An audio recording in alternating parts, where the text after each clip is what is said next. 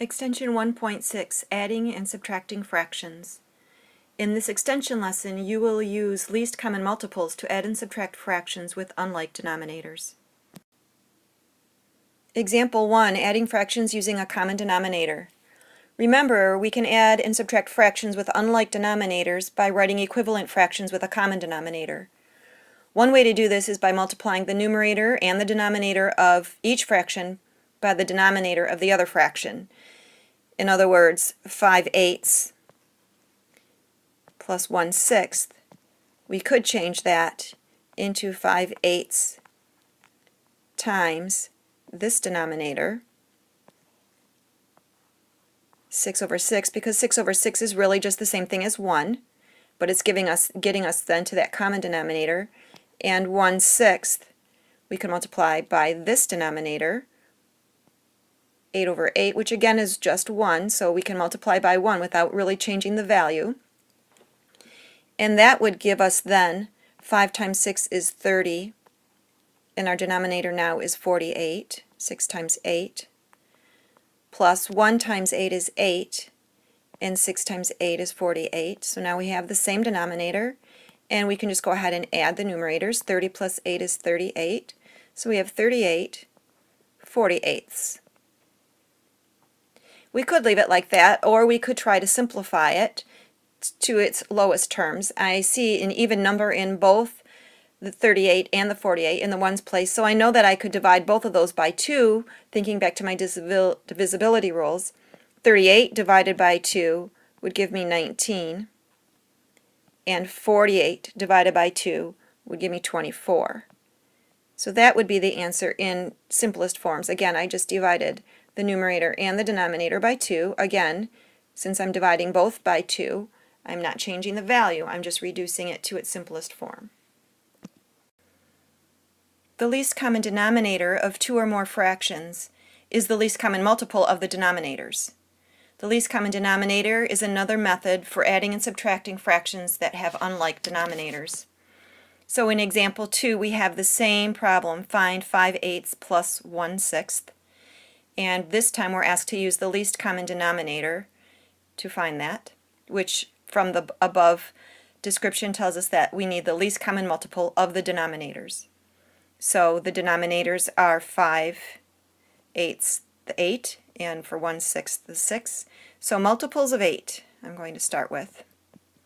8 times 1 is 8, 8 times 2 is 16, 8 times 3 is 24, 8 times 4 is 32, and I could go on and on and on indefinitely, multiplying 8 by the next whole number.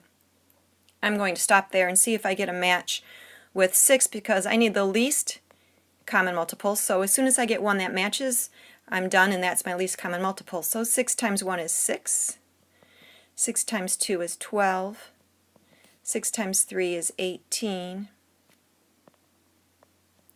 6 times 4 is 24, and there I have a match in 24. So 24 is the least common multiple. That will be my least common denominator for these two fractions.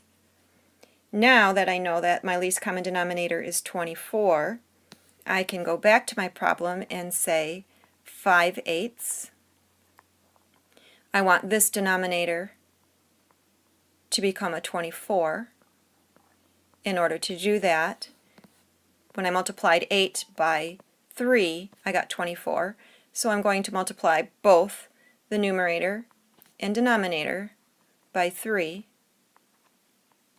which is really multiplying by 1 then, 3 over 3, so that I get 8 times 3 is 24 for my denominator, and 5 times 3 is 15 for my numerator. Doing the same thing with the 1/6, I know my denominator needs to be 24. And when I did the multiples for 6, I multiplied 1, 2, 3, 4, 6 times 4 in order to get there. So multiplying by 1 is 4 over 4 this time. 6 times 4 is 24, and 1 times 4 is 4.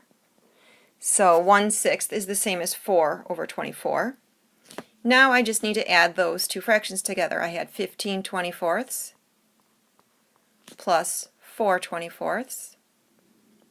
In adding fractions, I know I keep the denominator the same once they are alike.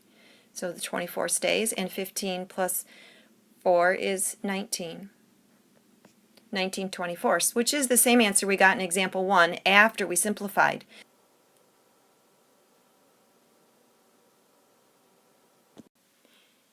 Example 3, subtracting mixed numbers. Find 4 3/4 minus 2 3/10. They're asking us to do this using both methods.